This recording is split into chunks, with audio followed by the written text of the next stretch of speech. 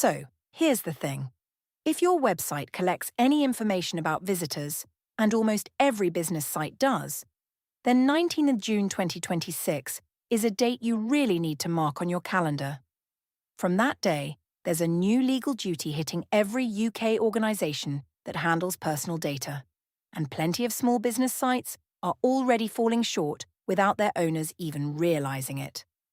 Now, let's break down what's actually changing and how you can sort it out with a one-off compliance audit. First up, what's actually changed? Well, the Data, Use and Access Act 2025, or DUAA for short, is the biggest shake-up to UK data protection law since GDPR. But don't panic, it's not scrapping the rules you already know. Instead, it's tweaking three of them together: the UK GDPR, the Data Protection Act 2018, and the Privacy and Electronic Communications Regulations, which cover things like cookies and marketing emails. Most of the Act kicked in back in February 2026, but one key duty was held back until 19th June, and this is the one most businesses haven't even thought about yet. So, what's this 19th June duty in plain English? Every organisation has to have a proper process for people to complain about how their personal data is handled. So, a contact form buried 3 clicks deep doesn't cut it anymore. You need to give people an easy, accessible way to complain, like an electronic form they can fill in. You've got to acknowledge their complaint within 30 days, investigate it without delay, and tell them the outcome. Oh, and you also have to spell out their right to complain in your privacy notice. If your site doesn't visibly offer that today, it won't meet the standard. Now, here's where things get a bit more complicated. Cookies. The same law has tightened the rules on cookies and tracking, and this is where a lot of sites are tripping up. The regulator's updated guidance now covers tracking pixels, scripts, and device fingerprinting, not just the classic cookies. And they expect your consent banner to actually control them. In practice, that means your analytics tools, marketing tags, Google Analytics, advertising pixels, embedded social feeds, all of that, shouldn't load or store anything on a device until the visitor agrees. Plenty of sites look compliant, with a tidy banner on top, but the tags are firing away in the background no matter what anyone clicks. And that gap?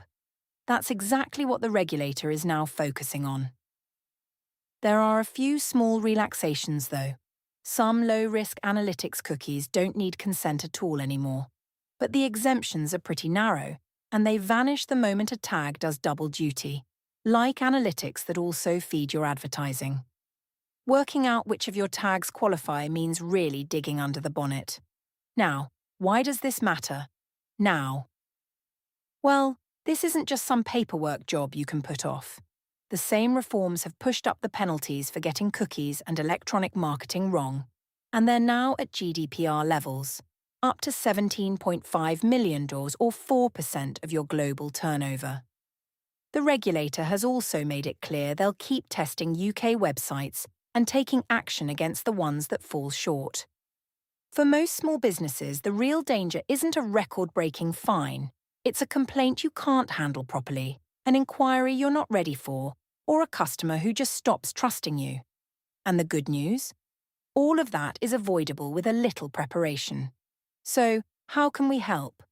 Well, this is the kind of behind-the-scenes work we do every day, and we've put together a straightforward website compliance audit to get your site ready for 19th of June.